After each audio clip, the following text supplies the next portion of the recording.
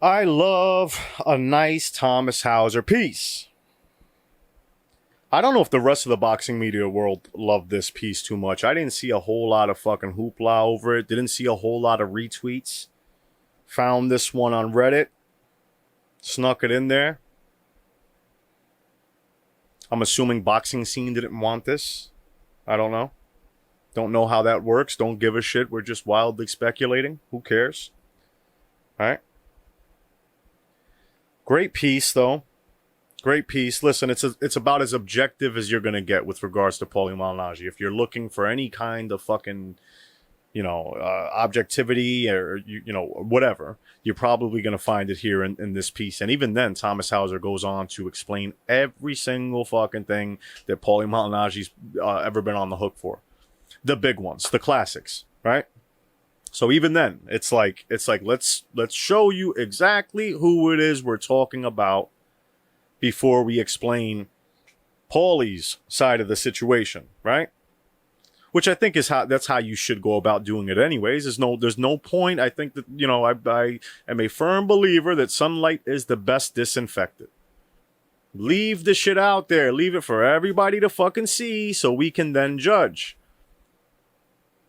They want to hide it. They want to act like it doesn't fucking exist. You got people in boxing media on Twitter calling him out of his name and good riddance and fuck you and all this nonsense. And I hope, you know what? I would normally say that spitting on somebody, which is another thing that Paulie's been accused of. There's rumors about that, but I would say that that's one of the most despicable fucking things that you could do to somebody.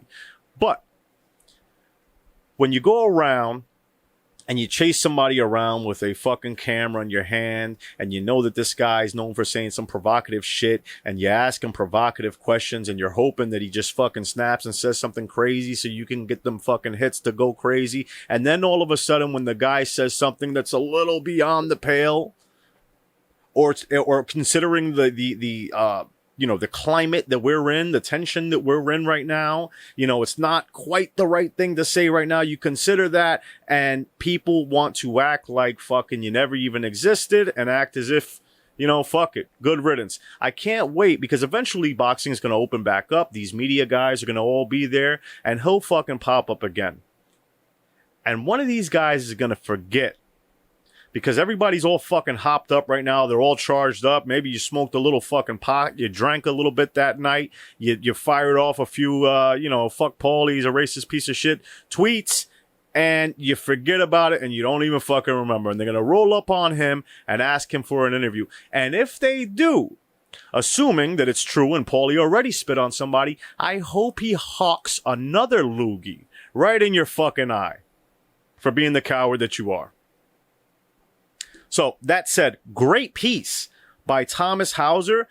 Goes on to explain the whole situation. It's part one of I don't even fucking know. And there's a part here to where he mentions Malignaggi's politics. He mentions Steven Espinosa's politics over at Showtime. And I don't think that that's a coincidence. Okay? And what I will tell you is this. I think that if I know anything, if I've seen these situations play out time and time again, the story that Paulie was offered the opportunity to apologize and still, I guess, keep his job or remain on TV for as long as his contract was available at Showtime, they probably would have allowed that to happen. But there's no fucking way in hell, not in a million years, that they were going to renew that guy's contract. And the second that his contract was up, they were going to let you know that they weren't going to renew it, and they would not miss that opportunity to virtue signal and fucking tell you why they weren't going to renew it. I guarantee it. 1,000,000%. See, the point was making Paulie bend the fucking knee. They know he's a free speech guy. They know he's a Trump supporter.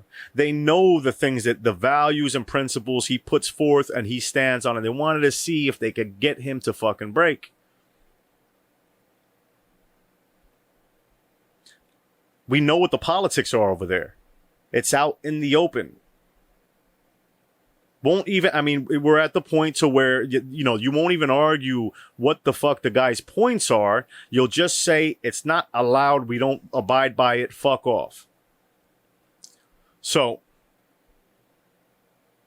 I don't know. I thought I was done with this Paulie thing. I thought I had like some fucking, like I could just be done with the situation. But again, I don't have any dog in the fight. I don't like that shit. I don't like that. You reach out to people, you say, what the fuck happened over here? You talk to people fucking over on the PBC side of things, maybe over on the Showtime side of things. What the fuck happened over here? Nobody seems to know. They'll point at one quote, they'll point at another fucking quote. They'll say, well, is it Trump? Well, it's a whole bunch of fucking things. Which is bullshit. The writers won't even write the fucking words. Right?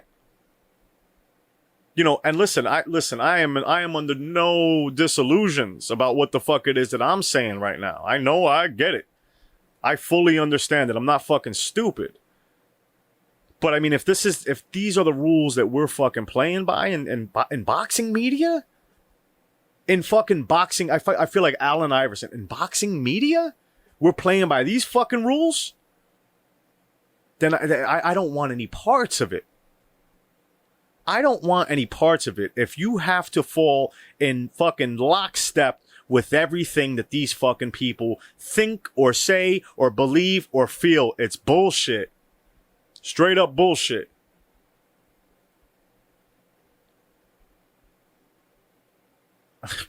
Listen, I won't get to see it. I won't be fortunate enough to see it.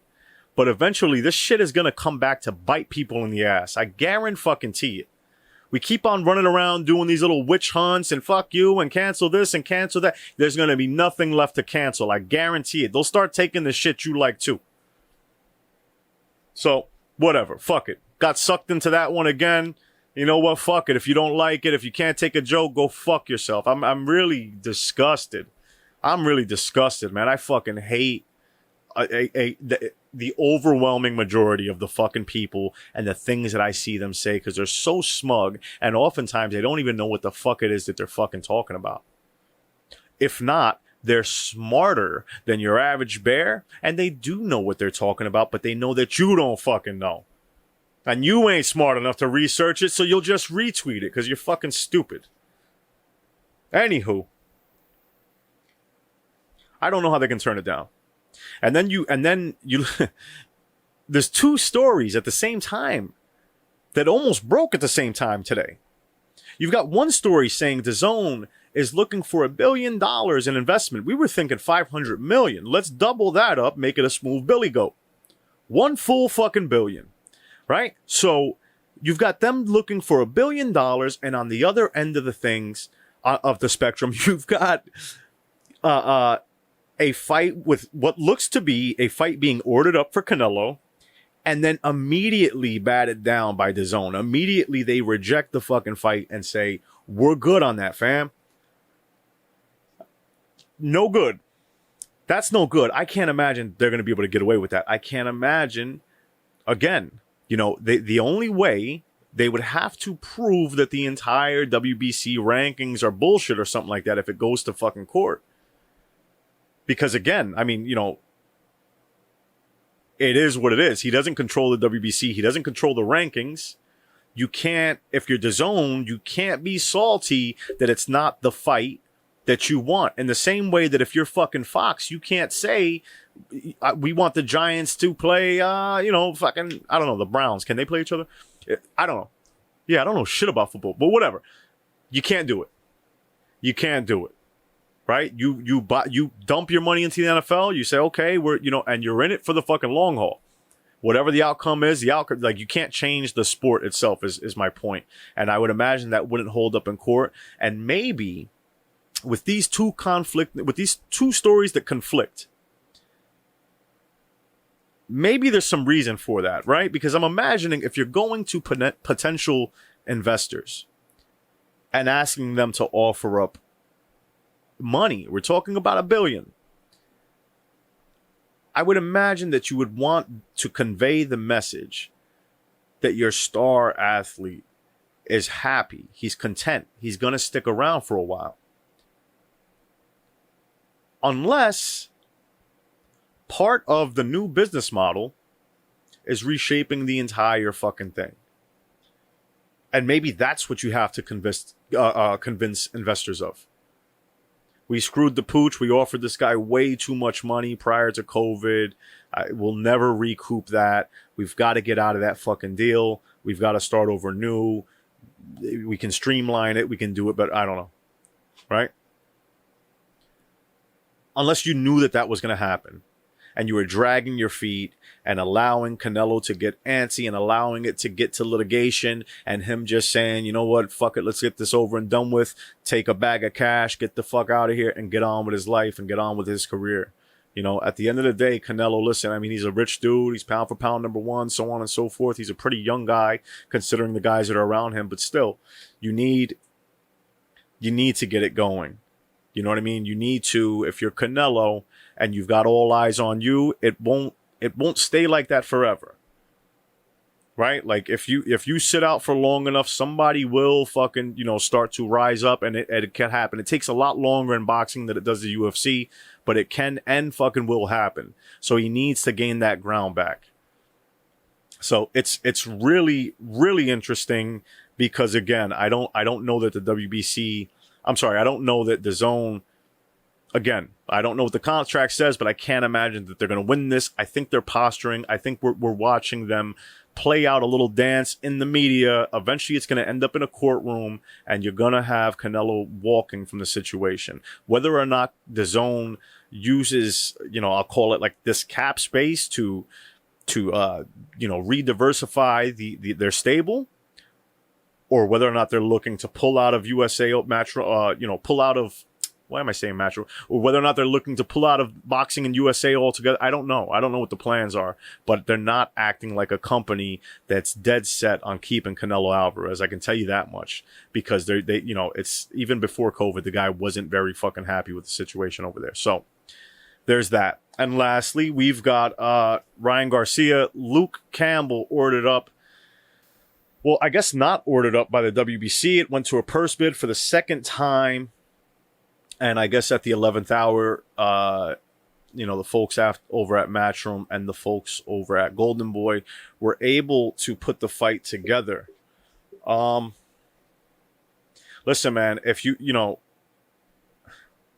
I think that I was riding the train, like the Ryan Garcia as a hype job train last year.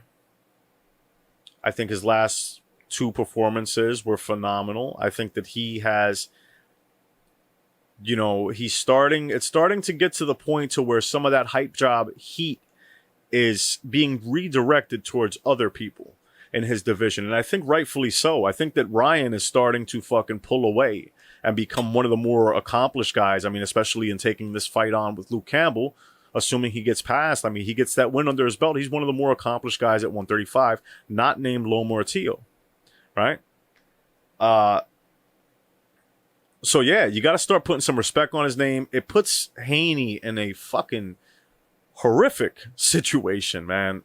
I really feel for that kid because you know that Haney is he's a dog, man. He's all these guys like at that level, right? And we're talking about at that level of competition.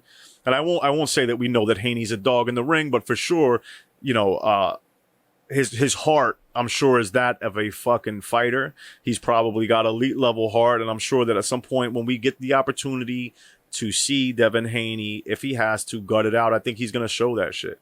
I don't think Floyd's wasting his fucking time with just anybody. I don't know, but it puts him in a fucked up spot because it gets to the point to where there's really nothing that you can say. I mean, if you're a guy that's been supporting Devin Haney, if you're a guy that thinks that Devin Haney is the goods, if you're a guy that thinks that Devin Haney is going to reach the heights that maybe even a guy like Mayweather thinks he's going to reach, you got to start looking at that situation at some point and say, okay, well, we got to start seeing it though, bro. It's fucking hard. I'm out here fighting people on Twitter. I'm arguing.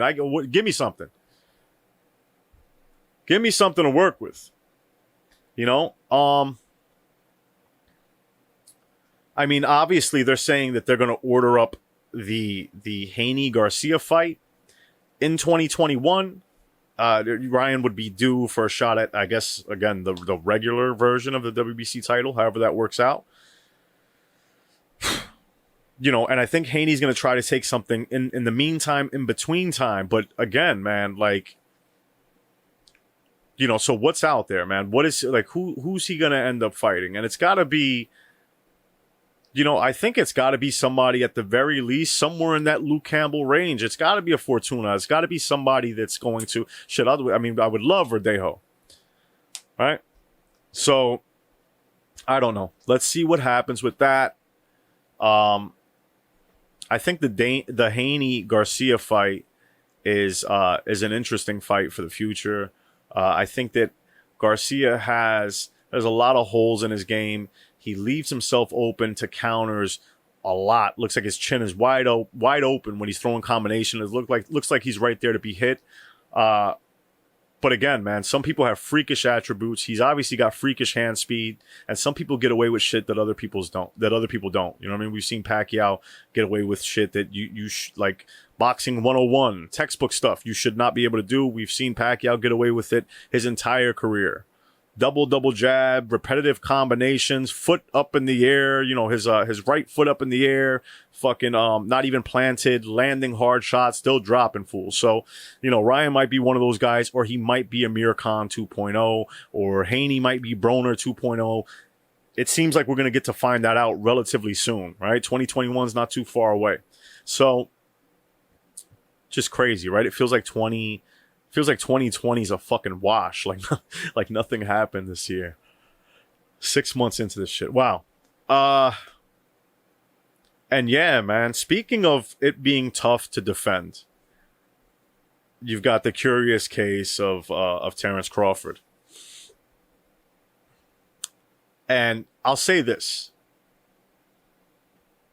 It's the same situation, kind of. Like it's got to start to get to the point to where you've got to say, well, listen, I mean, you can't always get the benefit of the doubt. I guess my point is, right? It seems like Bud, you know, and he makes no bones about it in the media, but it seems like Bud is looking for like the perfect situation in terms of like taking that next big step up pay-per-view fight. I mean, at this point, we need to see him in with elite welterweights. Really. I mean, let's cut the bullshit, right? So, but it seems that like it kind of all has to be laid out for him perfectly. You know, the money has to be exactly right. The opponent has to be exactly right. I'm friends with Sean Porter, but maybe we'll fight, but maybe later. And at some point, again, if you're a Bud fan, you got to start to say, well, look, man, fuck, I don't know. Like, take less like Loma, or, take less and offer Keith more, or whatever. You got right? Like, I don't need to go over to PBC to negotiate. Somebody needs to come over to me. Sean sends an offer, no good. Keith sends an offer, no good. I get that you can argue that people are pricing themselves out, but where's the counter offer? Right? It's in what world do we do in doing business? Let's just say if it's true that the offer from Keith Thurman was $10 million, right? In what world do we do business and say, okay, the first offer is $10 million coming in. For sure, it's always going to come in sky high. You counter offer and you meet in some sort of middle ground. I don't understand that. Keith and Bud would do, it's a pay-per-view fight, right? Like, it ain't going to be on ESPN for free. It would do numbers. I think that Keith and Bud would do, I think it'd do 300K, to be honest with you. I think it would do somewhere in that range, 250, 300K. It sounds like a fight that people would fucking be down for. PBC would push it. If it's a co-promotional thing, PBC's pushing it, fucking Top Rank's pushing it. It would do numbers, man. Major question marks behind Bud. If you've seen that Mean Machine fight, yeah, he won pretty handedly, but there's some things there too. Major question marks with Keith Thurman. Imagine Keith comes out and just gets fucking smoked by Bud. All the chips are in his favor at that point. Danny couldn't do it. Fucking Sean couldn't do it. Josecito Lopez almost did it, but, shit, Pacquiao couldn't do it. Imagine Bud comes out and smokes Keith. Pacquiao couldn't get him up out of there, right? Guy's only got one loss. He's only got one loss to Manny Pacquiao. So it's a monumental win, and you would think if you're Bud, man, you would, I'm not the guy to say fighters need to take less. But you would think that there would be a fucking serious counter offer made. You would think that these things would start to move behind closed doors, not in the media. We wouldn't be rejecting the offers right away. So I don't really know, man. I don't really know what the logic is. People can argue that PBC fighters are pricing themselves out. Maybe it's possible, but shit, we're seeing offers being made on that side, right? We're seeing people putting actual offers out and extending, the opening the lines of communication. It seems to be only going that way as it relates to Bud in recent memory. So, you definitely want to get that going because, again, you can't, it starts to become difficult. You can't rightfully have a guy somewhere at the top of the pound for pound list forever, fighting in a division in which if we're being real, he's not facing the top competition. At some point you got to slip on that list. At some point, the shit needs to be readjusted. And, again, if you're Bud, I think the time to capitalize is now. He's not getting any younger. I think the Keith Thurman fight's a more than winnable fight for him. I can't understand the logic behind not sending a counter offer, but that's just my take on it. And I think that's all I got for today. So I'll talk to you guys later. Bye.